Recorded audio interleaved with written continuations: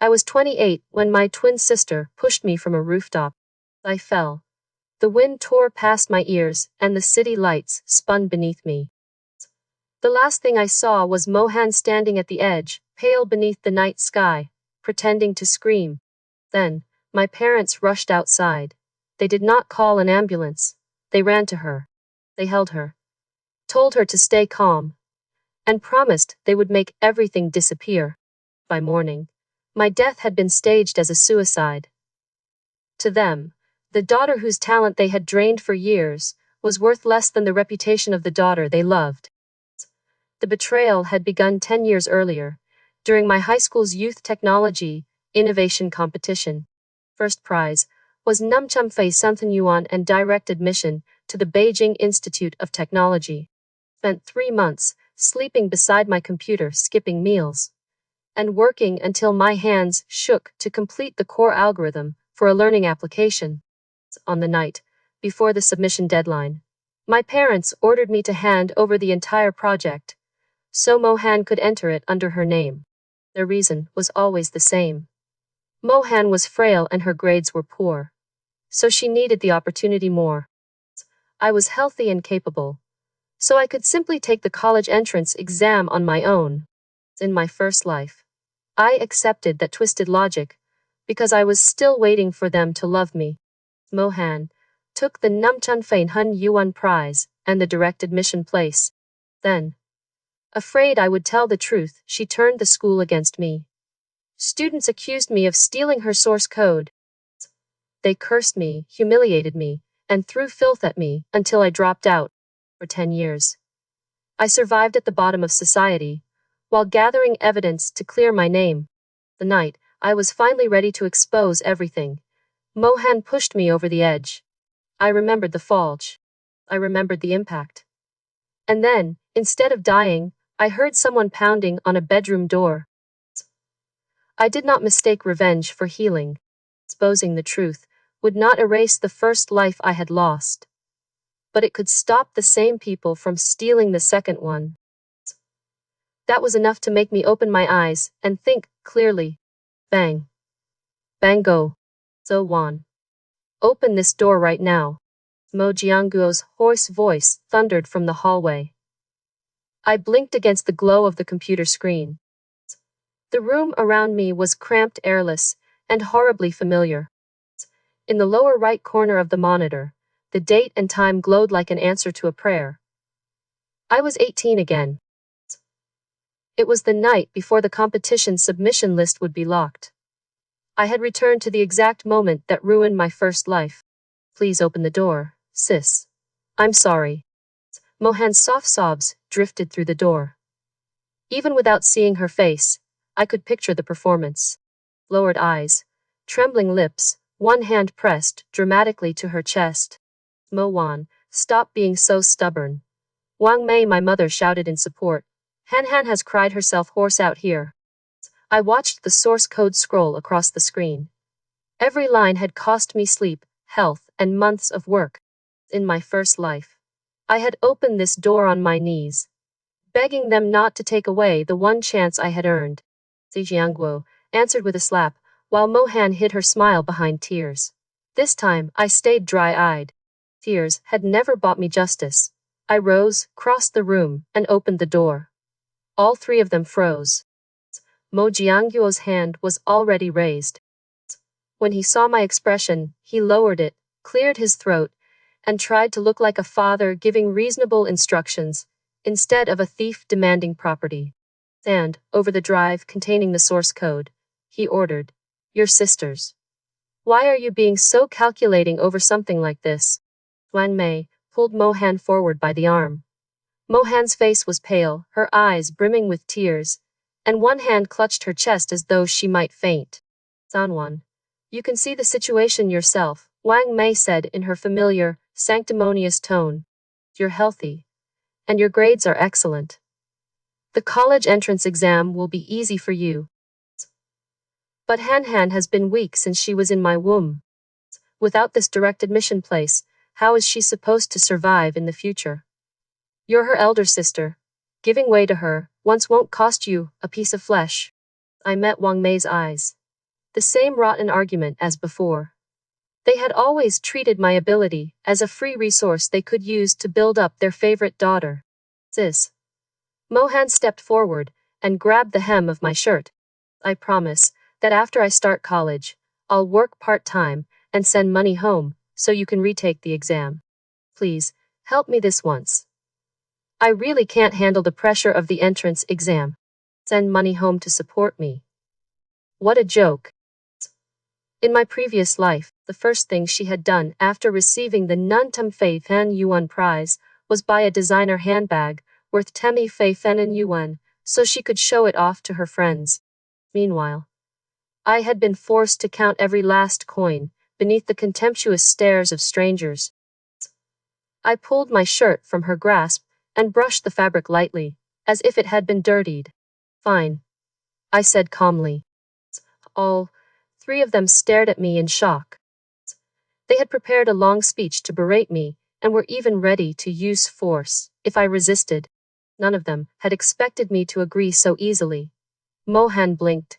The greed and triumph flashing in her eyes were impossible to hide. You mean it, sis? But it won't be free. I cut off her fantasy. 50,000 yuan, transfer it now. Money first, goods afterward. Mo Jianguo's expression changed instantly. What did you say? Pay me. You're demanding money from your own parents. You ungrateful, rebellious child. This source code is worth a Numchum Fei Santan Yuan first prize and a direct admission place. I folded my arms and leaned against the doorframe, my voice icy. I'm only asking for Thumbi Fei Thian Yuan as payment for the 3 months I spent working through the night. That is already absurdly cheap. If you refuse, I'll submit it under my own name tomorrow morning. The decision is mine. How dare you? Mo Jianguo roared and rolled up his sleeves as though he intended to storm into the room. I raised my phone. The emergency number was already entered on the screen. Go ahead. Try touching me. I met his eyes without flinching. When the police arrive and file a report for threats against my personal safety, we can see whether the school approves your precious daughter's competition application tomorrow. He stopped. His face turned livid with rage, but he did not dare take another step.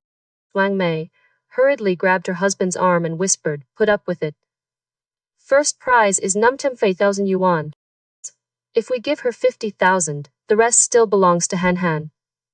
The important thing is the college place. If she really does something reckless, everything will be ruined." Mo Jianguo ground his teeth and looked at me as though I were his mortal enemy. Fine. You've got nerve. I'll treat this money as if I threw it to a dog. From now on, don't expect me to give you another cent for living expenses. Suit yourself. I replied. So Wang Mei clenched her jaw, took out her phone, and made the transfer. A few seconds later, my phone vibrated. The notification confirmed that Numfi Fei 7 Yuan had been deposited into my personal account. It was enough for me to survive, rent a place, and buy a new computer after leaving this dark, suffocating home. I was a fair person. They had paid, so I would sell. Whether what they bought came with a ticking time bomb was not something I could guarantee. You have the money. Where's the file? Wang Mei demanded, glaring at me. I returned to my desk and plugged in an external drive. My fingers flew across the keyboard. In my previous life, they had stripped me of everything before I had a chance to react. This time, with the soul and experience of a 28-year-old software engineer, planting a fatal backdoor in the algorithm was effortless. I had already made an anonymous backup of the complete original files in my private cloud storage. I opened the copy on the computer and added several hidden lines of code. During an ordinary inspection by the judges, the commands would remain dormant. But once activated remotely, they would destroy the normal interface, display the editing history of the last person who altered the files, and force a copyright theft warning onto the main screen. The three of them stood behind me and stared until their eyes nearly bulged. but they understood nothing about the black and white code filling the monitor.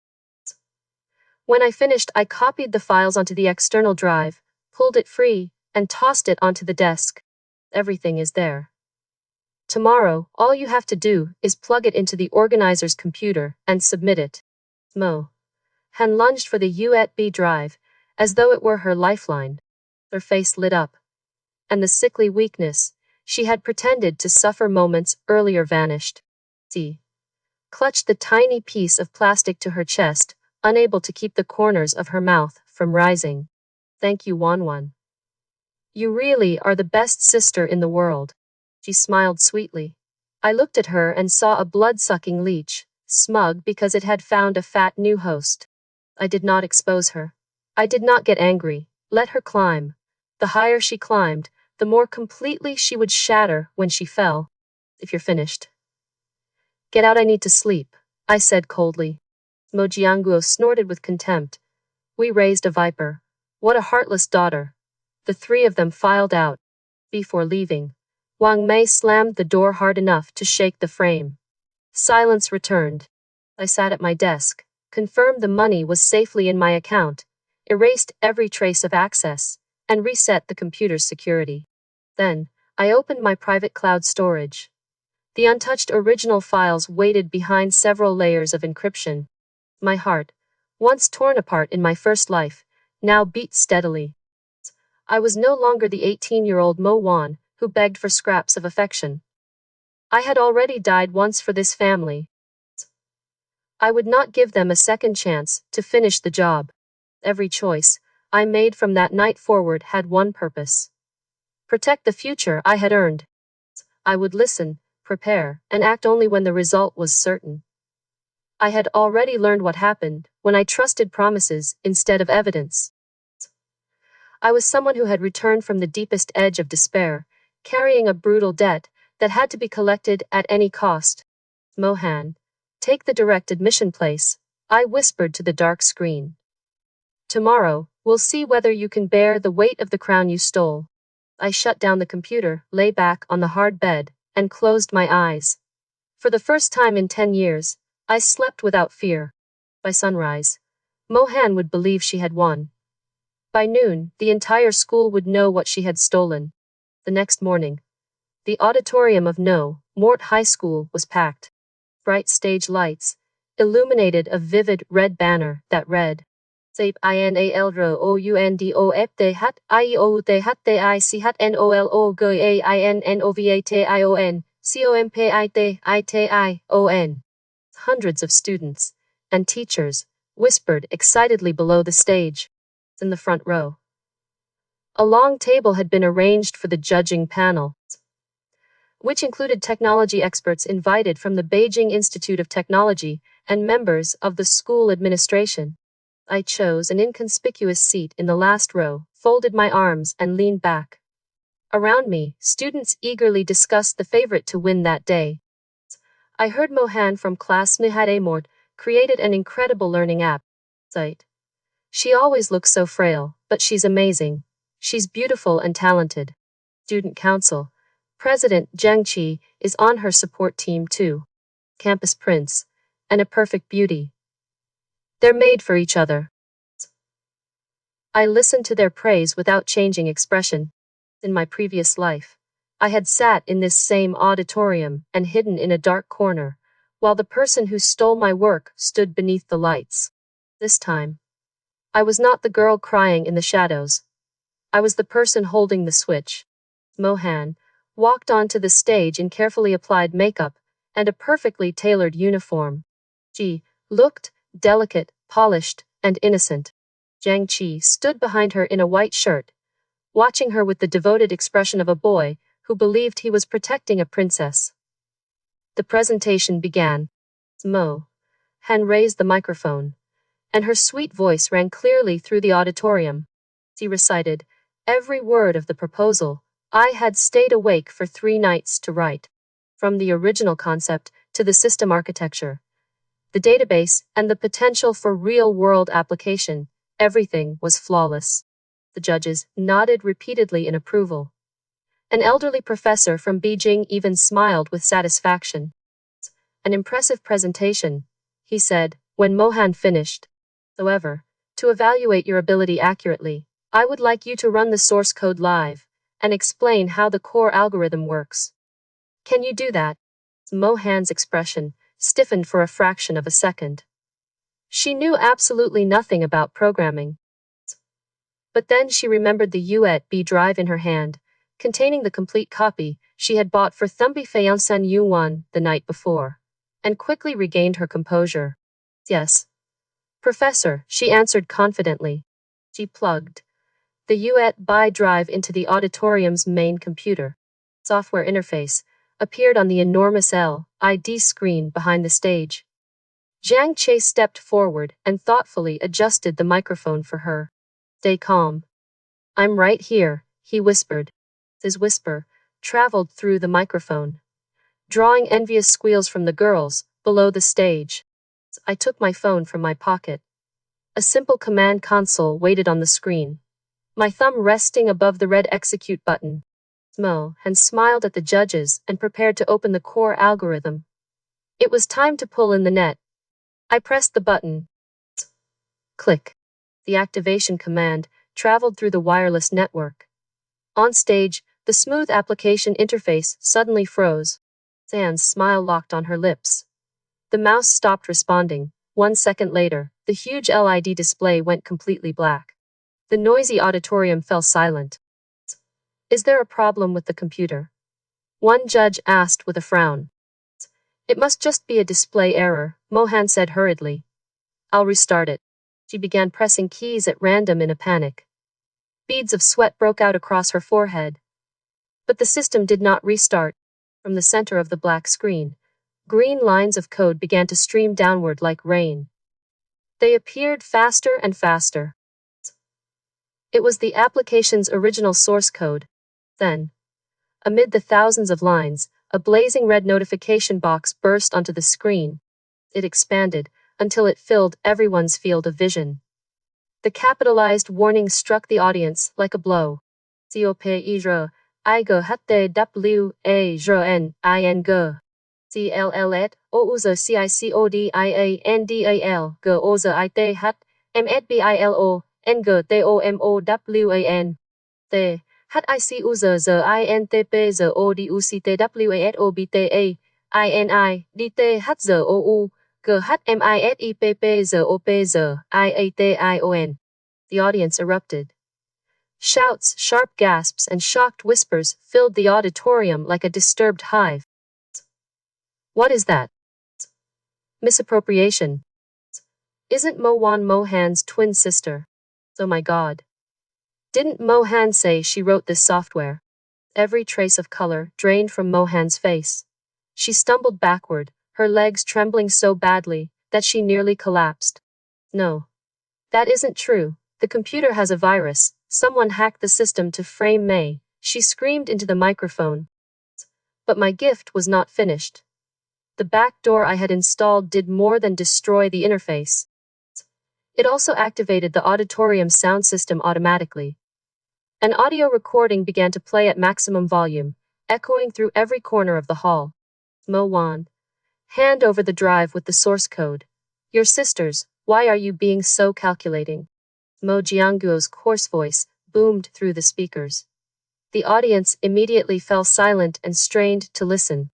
Zonwan, you're healthy, and the college entrance exam is easy for you. Han is weak. Giving her the direct admission place won't cost you a piece of flesh. Wang Mei's shrill, hypocritical voice followed. Then came Mohan's own affected, false sweetness. Wanwan, please help me this once. I promise I'll work and support you later. Finally, my own voice rang out, cold and decisive. 50,000 yuan. Transfer it now. Money first, goods afterward. The recording ended with a dry electronic beep. Every gaze, in the auditorium from the judges and teachers to the hundreds of students, turned toward Mohan. The admiration from moments earlier had transformed into contempt, disgust, and furious outrage. The pure white lotus on the stage of glory had been stripped bare. Beneath the mask was a shameless thief, who had used her own family to suppress her biological sister and steal her work. So, she bought it for 50,000 yuan. That's disgusting. They forced her own sister to surrender work she stayed up all night creating. What kind of family does that? And she still had the nerve to stand up there and present it as her own. Her skin must be thicker than a wall. The insults struck Mohan from every direction. She covered her ears with both hands. Tears poured down her face, smearing her carefully applied makeup into a mess. No. It isn't true, the recording was edited. Don't believe it. Cheng Jie stood beside her, stunned. The goddess he had worshipped collapsed in his mind at once. Said, his compulsive need to play the hero would not allow him to stand by and do nothing. He snatched the microphone from Mohan, trying to salvage the last scraps of dignity. Please remain calm, judges and fellow students, Cheng Jie said loudly. This must be a malicious prank. We cannot convict Mohan based on one recording of unclear origin and a few lines on a screen. The matter needs to be investigated properly. I slipped my phone back into my pocket and rose slowly from my seat. The wooden chair scraped sharply against the floor. I stepped into the aisle and walked straight toward the stage. My appearance drew every eye. The students parted automatically on both sides. Make way, I said. There is nothing to investigate. My voice was not loud, but it was clear enough to extinguish the noise. I climbed the stage steps one by one and stopped in front of Cheng Jie and Mohan. The moment Mohan saw me, she flew into a frenzy and lunged forward, trying to claw at me. So on. You ruined me, you set me up on purpose. I shifted aside and lightly hooked my foot in her path. So, Mohan lost her balance and crashed onto the wooden floor with a painful thud. Cheng Jie hurried to help her up, then turned and glared at me in fury. Mohan, have you lost your mind? No matter how resentful you are, you can't use such a despicable method to destroy your sister's reputation in front of the entire school. You're forcing Han into a dead end. I laughed aloud. It was a cold laugh, sharp as a blade. Is your brain only there for decoration? I met his eyes and spoke each word distinctly. I stayed awake for 3 months to create this product. She is the one who used family pressure to steal my intellectual work. Now, I am protecting my own intellectual property, and you call me the destroyer. I gave him a contemptuous look. If you enjoy playing the devoted supporting man, pay for the performance out of your own pocket. Do not use the results of my labor as a prop to impress a woman. Cheng Jie choked on his words. His handsome face went from pale to red, but he could not produce a single rebuttal. He was used to being praised and admired. No one had ever humiliated him so directly in front of a crowd. I turned toward the judges' table. The professors were watching me closely. Honorable judges, I said in a calm, professional tone, all proof of ownership is embedded in the file structure. Line 495 of the core algorithm. I inserted an encrypted hash containing my personal digital signature. It is directly linked to the IP address of my home computer and to the timestamp showing that the project was created 3 months ago. I pointed toward the LED screen behind me. Those records cannot be forged, and they cannot be erased by someone who only knows how to copy files. They prove that Mohan did not write a single line of code from beginning to end. He merely carried a USB drive containing stolen property onto this stage and tried to claim the prize. The auditorium became silent. My words were too precise, and the evidence was too clear. There was no opening for argument. The elderly professor sighed and tapped his pen lightly against the table. He looked at Mohan, who was curled on the floor and sobbing with clear disappointment. The Beijing Institute of Technology seeks students with genuine talent and professional integrity. He said, we can tolerate mistakes, but we will never tolerate theft. Then, he turned to me, and his expression softened slightly. Your name is Mo Wan, correct? The committee will immediately seal the server and verify the digital signature you described. If everything is as you have stated, the organizers will impose severe disciplinary consequences for this act of fraud. Thank you, Professor. I bowed my head slightly. A school administrator, his face ashen, hurriedly took the microphone. Contestant Mo Han is disqualified from the competition. The homeroom teacher of Class D Hayamor is to escort her to the disciplinary office immediately. The competition will pause for 10 minutes. So, Han collapsed completely. She lowered her head to the floor and sobbed miserably. But no one in the audience showed her the slightest sympathy. Sir, crocodile tears only made everyone more disgusted. Cheng Jie remained rooted to the spot, his expression tangled with confusion. He wanted to protect her. But being branded an accomplice to intellectual theft was too serious a burden for him to accept. Everything was done. I had achieved my goal. The spectacle of her downfall had unfolded perfectly, down to the last detail. I turned and walked off the stage with my back straight. So Wan. Cheng Jie suddenly called after me, his voice trembling. You sold the source code for 50,000 yuan. That proves you're also willing to do anything for money. What do you have to be proud of? I stopped and glanced back at him. My gaze was as cold as if I were looking at something worthless. So, what if I care about money? I curled my lips. The money I earn is created by my own intelligence. You, on the other hand, tolerate wrongdoing and defend a thief because she sheds a few fake tears. What right do you have to judge me? I gave him one last contemptuous look. Stop pretending to be morally superior. It's revolting. I left those words behind and continued toward the auditorium doors. The chaos faded behind me. Outside, sunlight flooded the school grounds, and the air had never felt cleaner. I had exposed the theft at the starting line, instead of spending 10 years begging people to believe me. But the public humiliation would not be the end of it. My father would be waiting at home, and he would want someone to punish. The exposure had been public. The retaliation would be private. I reached the apartment half an hour before they did. Without wasting a second, I pulled a suitcase from under the bed and packed the essentials. Clothes, identification documents, my bank book, and my old laptop. I did not take much. Most of the things in that room were cast-offs Mohan no longer wanted. The outer metal door slammed open with an ear-splitting crash. Heavy footsteps thundered inside. The people around me thought the conflict was about prize money or a university place. It was larger than that. It was about whether my life belonged to me or to the family that had always treated my talent as common property. So Wan, you rebellious little wretch, get out here. So Jiangwo's roar shook the living room. I zipped the suitcase and calmly opened my bedroom door. Mo Jiangwo charged toward me. His eyes were bloodshot, red veins standing out sharply. He raised his arm and swung directly at my face with all the fury of a man whose public dignity had just been stripped away. But I was prepared. Stepped back, thrust my right hand into my coat pocket, and pressed the switch on a high-powered personal alarm. The piercing shriek tore through the air. The 120 decibel sound screamed continuously, sharp as a metal saw cutting glass.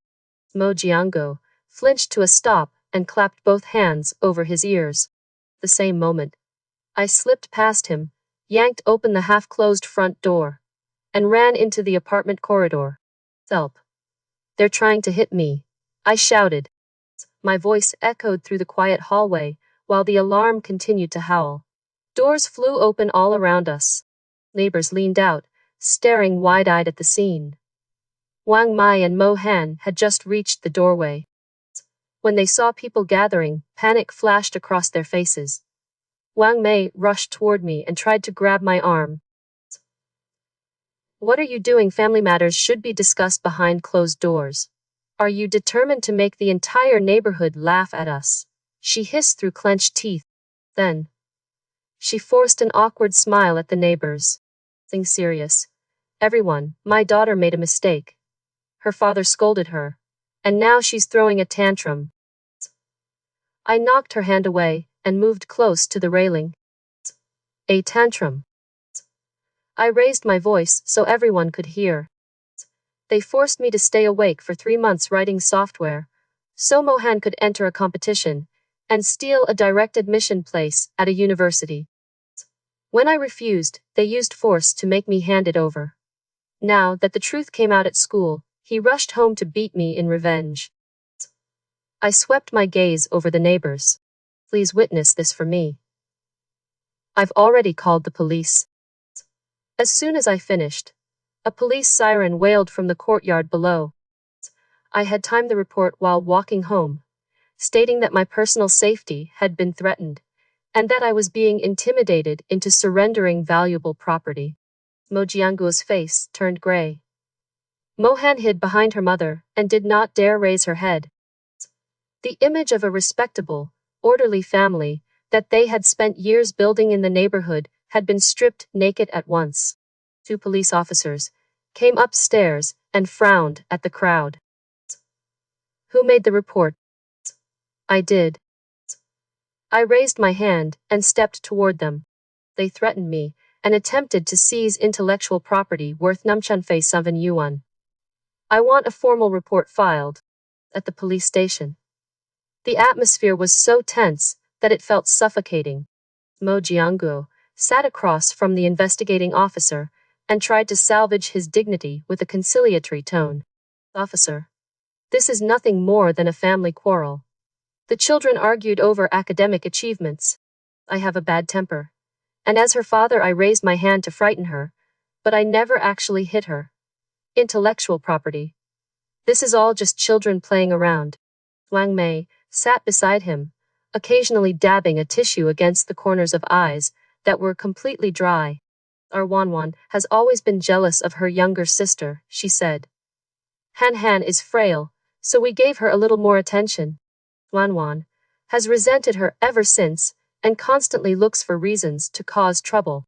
The young officer, taking notes, seemed slightly swayed by their attempt to whitewash the situation. He looked up at me and spoke in a coaxing tone. Young lady, family matters are usually best handled within the family. Making this so serious could affect both your future and your sister's. Sat upright, without wavering.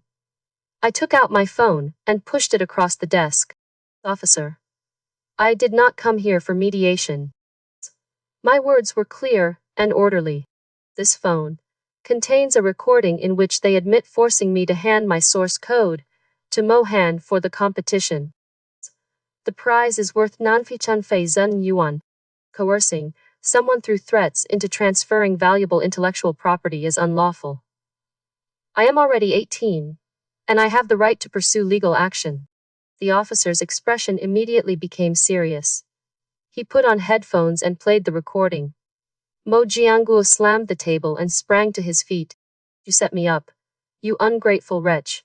I raised you for 18 years, and now you calculate every cent against me. Raised me. I gave a cold, mocking smile.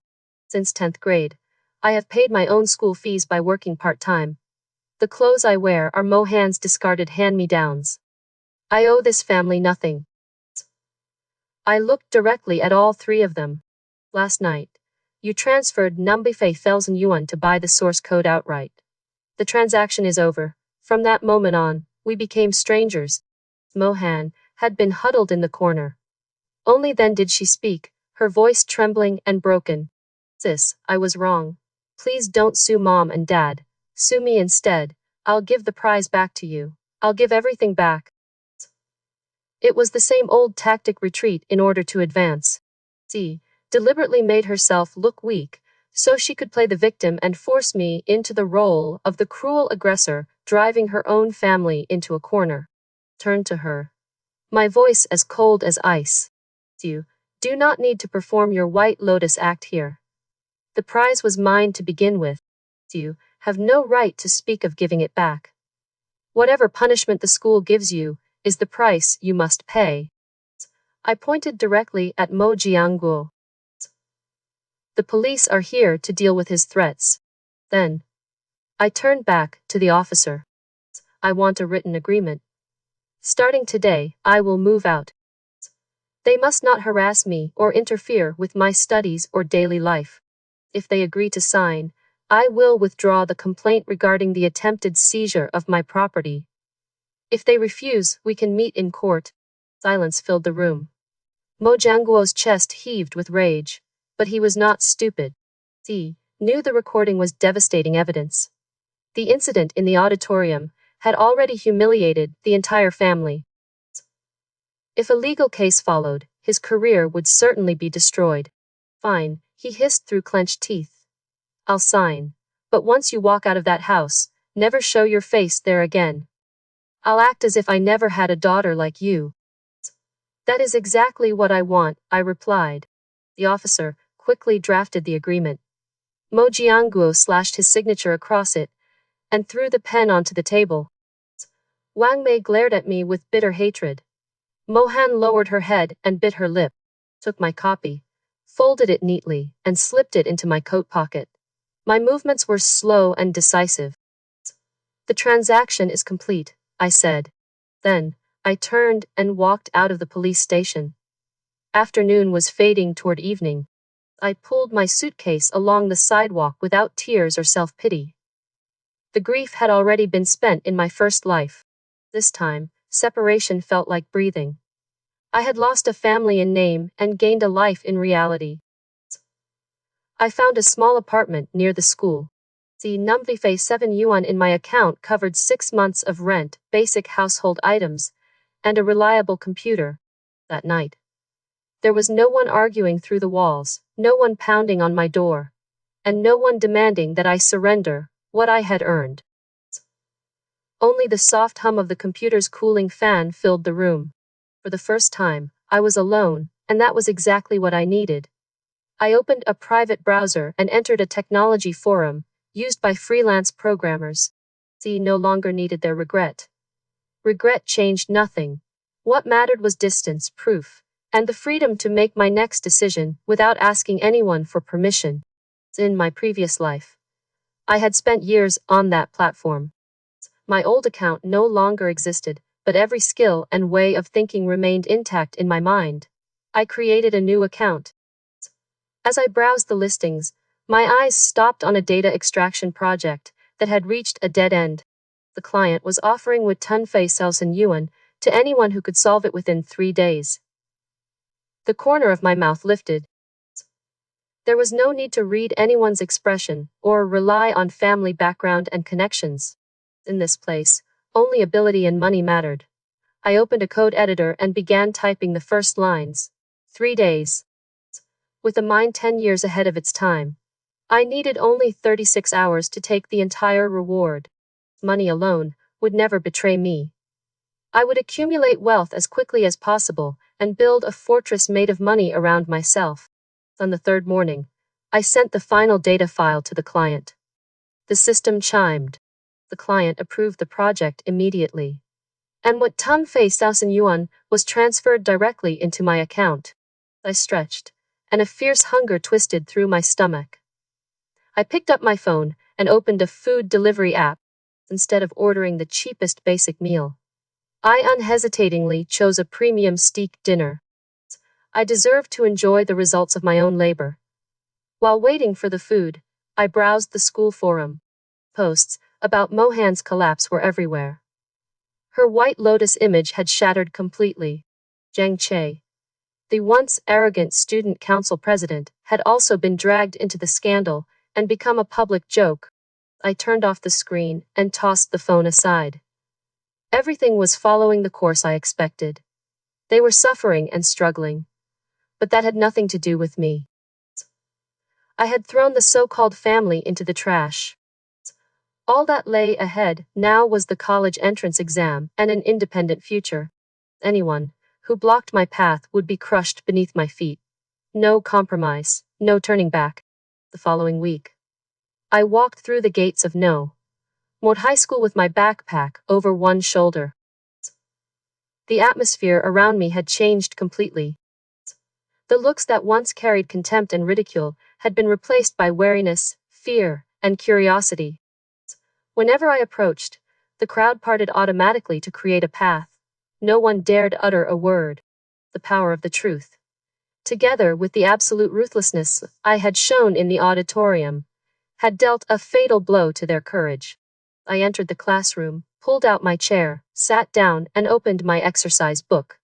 In one corner, Mohan lay with her face against the desk. The space around her was empty. The close friends who had once surrounded and praised her had vanished, afraid that the label of accomplice to theft might cling to them as well. At lunch break, I gathered my materials and headed toward the library. I thought Mohan's exposure had ended the matter. I was wrong. As soon as I entered an empty corridor, a shadow moved in front of me and blocked my path. It was Jiang Che. The once proud student council president looked haggard. His clothes were rumpled, dark circles shadowed his eyes. But the familiar condescension was still there. He looked at me, as if he were about to bestow a favor. So Wan. Let's talk. Jiang Qi used the low, warm voice that girls at school always found irresistible. I did not look up.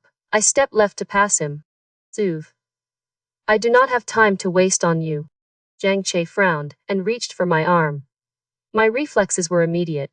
I moved back half a step, and the cold glance I gave his hand made him withdraw it on his own. Don't be so hostile. He pulled his hand back and sighed with an imitation of maturity. I know you have suffered a great deal over the years.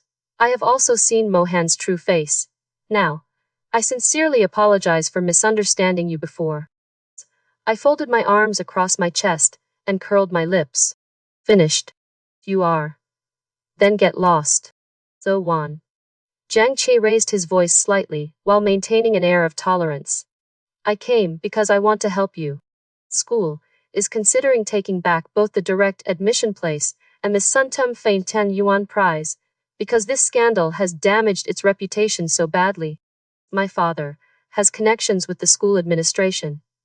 I can ask him to intervene and make sure both the prize and the direct admission place are restored under your name. Said nothing. I simply watched and waited for his foxtail to show. Sure enough, Jiang Che lowered his voice and revealed his condition. But in return, you need to do one thing. Post a clarification on the school forum. Say that what happened in the auditorium was only a misunderstanding caused by a technical failure, and that you have forgiven Han Han. Z. Adopted a tone of patient reason. You are biological sisters. If you drive her into a dead end, people will also judge you as cold-blooded and heartless. Take one step back. Preserve the school's dignity, preserve your family's dignity, and leave yourself a path of retreat. I am doing all of this for your future. I laughed. The clear sound rang through the empty corridor, yet it was as sharp as broken glass. Have you watched so many ridiculous melodramas that you've started imagining you have some kind of power? I met his eyes and peeled away every disgusting layer of his mask. Say, you're thinking about my future. You are only thinking about your own cheap pride. Jiang Qi's expression stiffened. What are you talking about?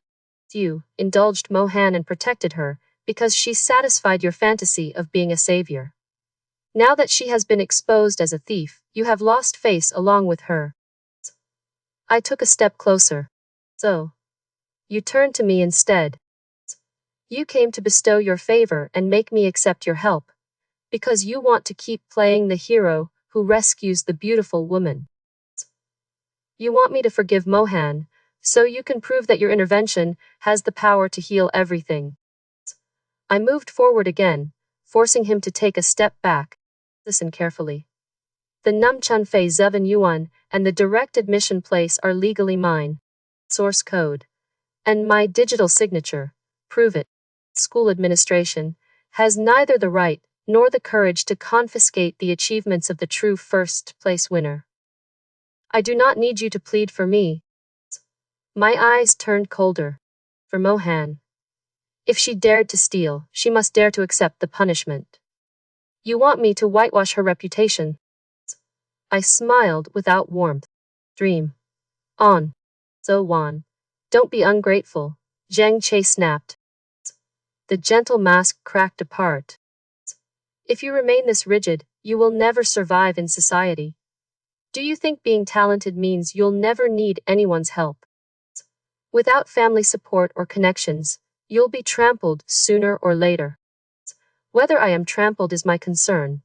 It is not the place of an empty shell like you to worry about me, I replied. Here is some advice. Stop pretending to be devoted and righteous. In my eyes, you and Mohan are the same kind of person. You are both obstacles. Do not force me to sweep you away myself. I knocked his shoulder aside and continued toward the library. Cheng Jie remained rooted in place, both hands clenched into fists, his face burning with humiliation. I had no time to care about the wounded pride of a useless, supporting man. The theft had been exposed, but Mohan still had one weapon left: pity. She had failed on stage, so she tried to win through sympathy instead. That evening when I returned to my apartment, a long anonymous post had appeared on the school forum. It was unsigned, but anyone who knew Mohan could recognize the helpless tone she used whenever she wanted other people to fight for her. Mohan had spent years learning how to make other people carry the consequences of her choices. I had spent one lifetime learning how dangerous that talent could be. In this life, every claim would meet a record, and every lie would meet evidence. She claimed that illness had tormented her since childhood. She said she had gone astray only because of the unbearable pressure of her family's expectations. She insisted that she had knelt and apologized, yet her cold-blooded elder sister still cruelly drove her into a corner and forced their parents to disown her. Beneath the post, a few brainless people began to be led by the nose. They commented that I had gone too far, that I was being excessively cruel, and that we were biological sisters after all. I would not allow that hypocritical moral virus to spread. In my previous life, filthy rumors had cost me everything. In this life, I would use the internet itself to close every door in front of Mohan. I logged into my cloud server and opened the archive I had prepared. While I was still living in the Mo household, I had installed monitoring software on the family's shared Wi-Fi network. I possessed the history of Mohan's conversations and transactions. I gathered everything and compiled it into one attachment. Then, using an anonymous account, I published a new post with a large red capitalized headline. The HITZUTHBIHINDTHIW HITILOTUS FAMILEPZISZIOZPUZIGZAID. There was not a single emotional sentence in my post. There was only hard evidence. The first item was a screenshot of messages Mohan had sent to her close friends. She had boasted, "My parents already forced that old sister of mine to stay up all night writing the code for me. Once I get the thum-tum phase in yuan, I'll take you all to a bar to celebrate. I'm also buying the channel bag I've wanted forever. My sister is so stupid. A few threats, and she gets scared half to death." The messages had been sent the night before the competition. Second item was a recording of Mo Jiangguo and Wang Mai talking in their bedroom. They had planned that once Mohan entered college, they would force me to abandon my future and become a money-making tool. I would be required to send my salary home every month, so Mohan could live comfortably in the capital. The third item was Wang Mei's credit card statement. While I was forced to wear old clothes and live frugally, she regularly spent tens of thousands of yuan each month on cosmetics and designer clothing for Mohan. Their rotten favoritism was visible in every number. I clicked publish. Within 5 minutes, the post exploded across the forum like a nuclear bomb. Traffic surged so rapidly that the school website nearly crashed. Every earlier comment defending Mohan was crushed. The outrage of the school's online community erupted 100 times more fiercely than before. "Oh my God, look at those messages." She claimed it was family pressure, but she planned the whole thing to steal prize money and buy designer goods. They wanted to force the elder daughter to abandon her future and work to support the younger daughter, who stole her achievements. Did this family travel here from the feudal age? This is disgusting. I actually felt sorry for her a moment ago. This White Lotus is rotten all the way through. The school should expel Mohan. Someone shameless enough to steal another person's work should not be allowed to study with us. My phone rang continuously with calls from unfamiliar numbers. They were undoubtedly Mo Jianguo or Wang Mei, calling to curse me after seeing the expose. I blocked every caller who was not in my contacts, turned off the light, and went to bed. I had answered their story with evidence. Public opinion could handle the rest. The next morning, I entered the classroom and found Mohan's seat empty. Our homeroom teacher walked in with an expression that told us the administration had reached a decision. She stood at the lectern, cleared her throat, and announced, because of a serious violation of school rules and an act of academic and ethical fraud, the administration has decided to issue Mohan a formal disciplinary warning. At her family's request, her academic record will be preserved, and she will take an indefinite leave of absence. The classroom erupted in whispers. An indefinite leave so close to the college entrance examination meant that Mohan's academic future was effectively over. Stain of theft would remain in her record, and no respectable university would dare accept her. The homeroom teacher struck her ruler against the desk and ordered everyone to be quiet. Then she looked at me. Mo Wan, report to the principal's office after class. The competition committee has finished verifying your source code. Procedures will begin to return the prize and the direct admission place to your name. I nodded calmly, as though I were merely receiving something that had always belonged to me. Ma'am, that afternoon, I walked through the school gates carrying the certificate for the Numtum Fin Fei Enhan Yuan Prize and the official confirmation of direct admission. Brilliant sunlight shone on the asphalt, and the wind lifted my hair. Cheng Jie was nowhere to be seen. The expose had frightened him badly.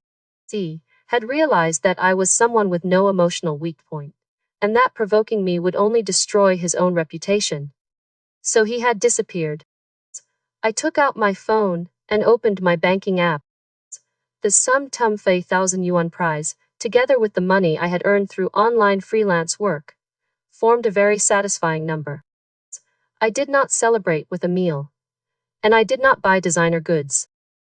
I invested all of it in a technology trust fund that I knew would grow fivefold within 3 years' money, producing more money that was the true law of survival. As for the Mo family, I heard that Mo Jianguo had been suspended from work pending an investigation after someone anonymously sent the recording of his coercive behavior to his company's human resources department. His career went into free fall.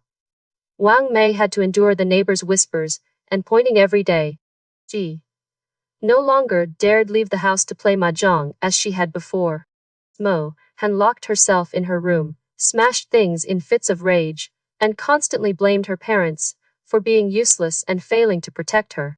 The family that had once built such a perfect facade now tore at one another inside that suffocating home. Once they lost me as their sacrificial victim, each person's selfish nature naturally emerged. But I no longer cared. I had knocked down those who called themselves my family and crushed the pride of a counterfeit savior. The road ahead was clear. For years, I had believed survival meant enduring whatever my family demanded. In my second life, I understood the opposite. Survival began the moment I stopped offering myself as the solution to everyone else's problems. There was only one final test left between me and the life I wanted: the college entrance exam. The final bell rang on a blazing June afternoon, cutting through the tension at the testing center. I put down my pen, handed in my scratch paper, and walked out at an unhurried pace. Around me, other candidates hugged and cried with relief or compared answers with anxious faces. My mind was still. Numbers, formulas, and theorems had never betrayed me. Half a month later, the results proved it. I scored Satram 30 points and became the province's top science track student. A brilliant red banner bearing my name was hung over the gate of No Mot High School. The principal called personally to congratulate me. Representatives from Peking University flew in to deliver my admission letter and a full scholarship. At the same time, the Namchun Fei Zunzhen Yuan Technology Competition Award was transferred into my account. I watched the balance rise, locked the screen, and slipped the phone into my pocket. It was time to leave. I returned to my apartment and packed a few sets of clothes and my computer into the suitcase. My train to Beijing would leave at 6 that evening. Before I could carry the suitcase out, a hesitant knock sounded at the door. Knock. Knock. I zipped the suitcase and opened it. Outside stood three faces I had thought I would never have to see again. Zhou Jianguo, Wang Mei and Mo Han. Only a few months had passed, yet they looked as though they had aged 10 years. Mo Jianguo wore a wrinkled shirt. More than half his hair had turned gray, and his sunken eyes were dull and cloudy. Wang Mei had lost her usual arrogance. Her cheeks were hollow, and she avoided my gaze timidly. Mo Han looked the worst of all. The white lotus, who had once been held in everyone's palms, was now thin and sickly, with disheveled hair and lifeless eyes fixed on the tips of her shoes. Zone 1. Mo Jianguo began in a hoarse voice, forcing a falsely benevolent smile. I saw the banner at your school. Congratulations on becoming the top student. I folded my arms and leaned against the doorframe, looking at him coldly. Get to the point. I have a train to catch. The smile froze. He rubbed his hands together, struggling to continue. I lost my job. The company used staff reductions as an excuse to dismiss me without compensation. Things have been very difficult for the family lately, and Han Han is ill. She needs money for medicine. I heard you just received prize money and a scholarship. Right. She has received a great deal of money, Wang Mai cut in hurriedly. Greed flashed openly in her eyes. Zhang 1. No matter what happened, we are still one family. Your father and I lost our tempers before and scolded you a little, but blood ties cannot truly be severed. You are successful now. Help the family. Z. Glanced at Mo Han. Zhen Han cannot attend school anymore. Staying home has made her depressed. Why don't you take her to Beijing with you and find her a light job? You sisters can rely on each other. I laughed. The sound rose from deep in my chest, mocking and sharp. They truly never disappointed me. Selfishness and shamelessness were embedded in their bones. When I had been powerless, they had used parental authority to seize my achievements, drive me out, and declare that I was no longer their daughter. Now that they saw me rising, they dragged out the idea of blood ties so they could demand a share of my success. They even wanted me to carry a burden with me to the capital. Says Mo. Your memory seems to be failing. I met Wang Mei's eyes. At the police station. The agreement was explicit. See, you paid to purchase the source code outright, and I gave up my place as your daughter. My name is no longer in the Mo household registration. That was said in anger. Mo Jianguo hurriedly argued. No law forbids parents and children from reconciling. Don't be so heartless. You have so much money. Taking out a little to save the whole family would not hurt you. Outsiders will call you unfilial. I do not live according to outsiders' opinions. I cut him off. I know only one thing. That Thumchum Fei 1,000 yuan was bought with my intelligence, my health, and my youth. I will not give a single cent to people who once stood by and watched me be ground into the mud. Mo Han suddenly raised her head. Her eyes were bloodshot with hatred. Zhou Wan. Are you satisfied now? She screamed, lunging toward me before Wang Mai caught and restrained her. You ruined my reputation. You destroyed this family. You get to take the money and enjoy wealth and glory, while I have to live like a sewer rat at the bottom of society. Why don't you just disappear from this world? I did not step back. I simply watched her lose control. Those curses were painfully familiar. In my previous life, before pushing me to my death, she had screamed almost the exact same words. But in this life, I was no longer the one standing at the edge of the abyss. The person who destroyed you was your own greed and corruption, I answered, enunciating each word. You crave vanity and want to stand at the summit. But you refuse to put in the work. You used family pressure to steal my intelligence, then used tears to manipulate everyone around you. When your hypocritical mask was torn away, you did not blame yourself. You blamed the person who exposed the truth. I stared into her reddened eyes. Zohan, you will always be a pathetic failure, not because you lack money, but because your mind contains nothing except vanity. You ungrateful wretch. Zhou Jiangguo raised his hand furiously, intending to strike me. I immediately pulled out my phone. The camera was already recording. Go ahead, I challenged coldly. Lay a hand on the province's top student on the day before she leaves for university. We can see how the news reports it tomorrow. An unemployed man uses violence against his daughter to extort her property. I held the phone steady. I would wager you will spend a few years paying for that behind bars. Mo Jiangguo's hand froze in midair. It trembled before slowly falling to his side. He lowered his head. His aggression vanished, leaving only helplessness and humiliation. Wang Mei held the sobbing Mohan and looked at me with equal parts hatred and fear. They finally understood. I was no longer a child desperate for love, someone they could shape however they pleased. I had become an armored machine for making money, with no emotional blind spot, no moral chain they could use against me, and a willingness to retaliate at any moment. If you are finished, leave, I ordered. From now on, whether you live in honor or disgrace, wealth or poverty, will depend on your own choices. Never appear in front of me again. I slammed the door and locked the security bolt. Wang Mei's sobs, Mo Jiangguo's muttering, and Mohan's screams faded down the corridor until there was nothing left to hear. This time, I knew they would not dare return. I took my suitcase from the apartment, returned the key to the landlord, and went straight to the railway station. The high-speed train raced north as fields and low buildings slipped away beyond the window. The girl who boarded that train had no family waiting behind her. But she finally had a future waiting ahead. The train did not erase the past, but each kilometer created a little more space between me and the people who had tried to own my future. For the first time, distance felt less like abandonment and more like safety. I put on my earphones and closed my eyes, savoring the feeling of freedom. Student life in Beijing was nothing like the romantic campus stories people liked to tell. No prince appeared to solve my problems, and I did not need one. My schedule revolved around the library, the laboratory, and the glow of my computer screen. I used technological knowledge that was 10 years ahead of its time. In my second year, several like-minded classmates and I founded a studio developing artificial intelligence applications.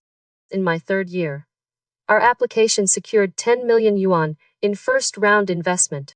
By my fourth year, while my peers were sending out job applications, I was already running a technology company headquartered in Beijing's financial district. I never stopped building.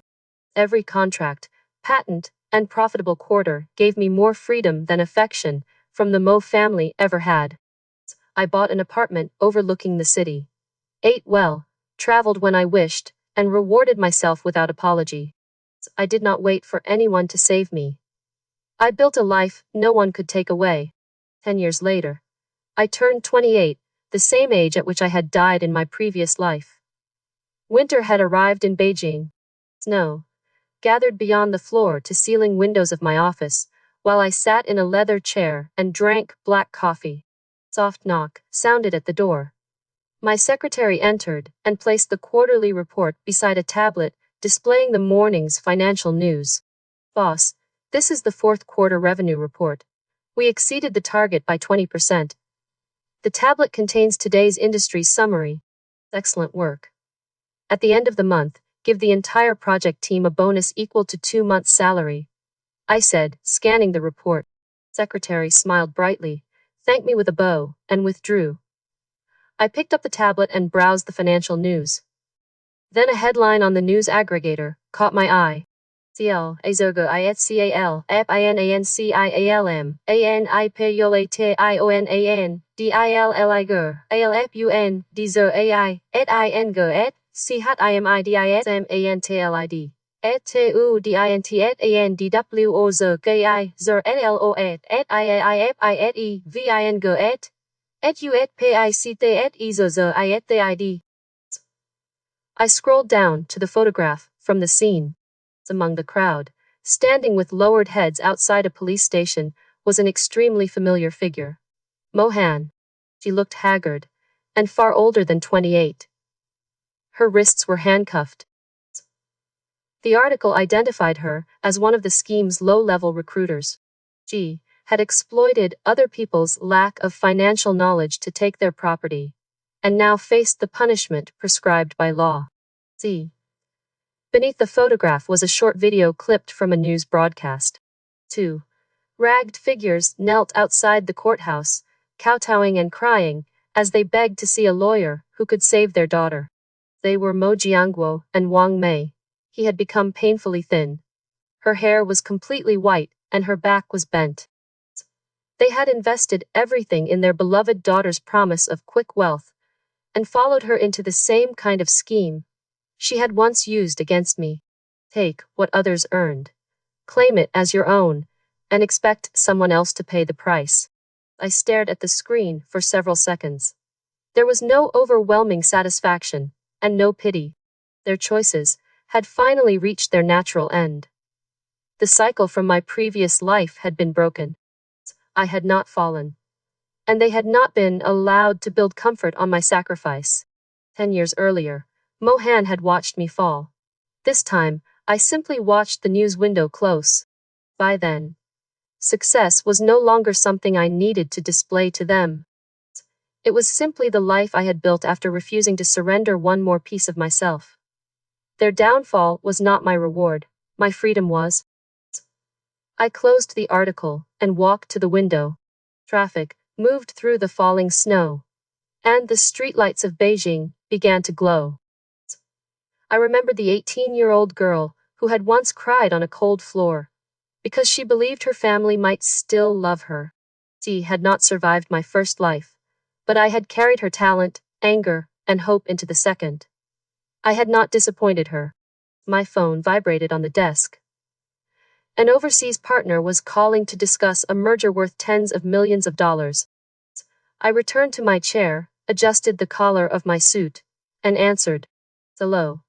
This is Mo Wan. Shall we begin? My past no longer owned me. I had built the future with my own hands, and I would never bow to anyone again.